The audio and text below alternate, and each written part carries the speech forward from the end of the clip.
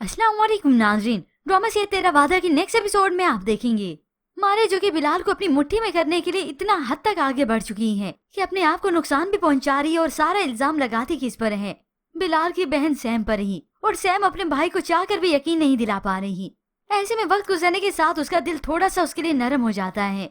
जब भी तो ये मारे सोचने लगी बहुत मेहनत करनी पड़ेगी तुम्हें सैम से दूर करने के लिए, और ये सब कुछ करके वो कामयाब भी हो जाएगी। जबकि वहाँ पर सारा की शादी अली से तो हो गई, मगर अब उसे मालूम हुआ है कि सास तो उसकी नौकरी करने पर बिल्कुल भी राजी नहीं है, और ऊपर से उसकी जेठानी उसके सामने मीठी मीठी बनती है, अपने शोहर को भी उसके खिलाफ भड़काती है। ये जॉब करने वाली लड़कियां बहुत तेज होती हैं, मगर यूं ही सारे की परेशानी है कि बढ़ती जा रही है। आखिर उसने सोचा सास से इजाजत लूं।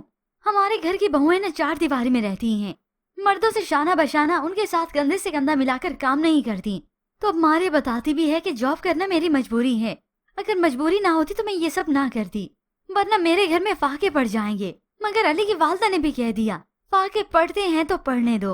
अब इस सब की वजह से सारा तो परेशान हो गई, और अली भी सामने ठहरा सारी बातें सुन रहा है, मगर अपनी वालदा के आगे कुछ भी बोलता नहीं। फिर ऐसे ही सारा अपने कमरे में तो चली जाती है, मगर अली से हरगिज बात नहीं करती। अली आए तो उसे इग्नोर करके यहाँ से जाने की करती है, तो अली उसका हाथ पकड़कर उसे रोकता है और साथ ही उसे यकीन भी दिलाता है कि जब तक शायान की जॉब नहीं हो जाती मैं करूंगा ना सपोर्ट तुम्हारी फैमिली को, तुम क्यों परेशान होती हो। मगर सारा की गैरत ये भी इजाजत नहीं देती, उसे गवारा ही नहीं। सारा मैं चाहता हूँ तुम और तुम्हारा वक्त सिर्फ मेरे लिए हो। वो भी उसे मस्बत जवाब देती है कि मैं और मेरा वक्त सब कुछ आपके लिए है। अब अली जैसे कैसे करके सारा को मना ही लेगा, और साथ ही उसे ये भी तसल्ली देगा ऐसे तुम घर में भी रहोगी, मेरे साथ भी गुजारोगी वक्त, और मामा को भी बात करने का ऐसे मौका नहीं मिलेगा।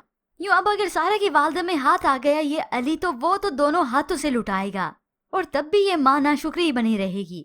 और बाकी रही शायान की बात, वो तो ना जॉब करने वाला था और ना ही होगा। हाँ ये अलग बात है वो लोगों को लूटने वाली जॉब नहीं छोड़ेगा, उन्हें सरेआम पिस्तौल के जोर पर लूटता रहेगा।